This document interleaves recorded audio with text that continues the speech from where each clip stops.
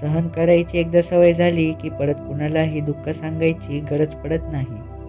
समजावण्यापेक्षा कधीतरी समजून घेणे महत्त्वाचे ठरते. नेहमी माझेच खरे आहे असे म्हणून चालत नाही. देवाने आपलं कर्म आपल्याच हातात ठेवले आहे. जसे कर्म करशील तसेच फळ आणि आयुष्यात म्हणून कोणाचेही चांगले पाहावे. लोकांचे कान भरून किंवा काड्या करून अस्तित्व क्षणभर असतं. आयुष्यभर राज्य करण्यासाठी मनाचा मोठेपणा आणि नीती साफ लागते. आई वडील मुलांना संस्कार देण्यात कधीच कमी पडत नाही. मुळात त्या मुलांमध्ये स्वतः संस्कार रुजवण्याची क्षमता असायला हवी. आयुष्य दुसऱ्यांच्या धाकात नाही तर स्वतःच्या ठाटात जगायचं असतं. जीवनात जर शांतता हवी असेल तर दुसऱ्याची वाद घालण्यापेक्षा स्वतःला बदलून घ्या.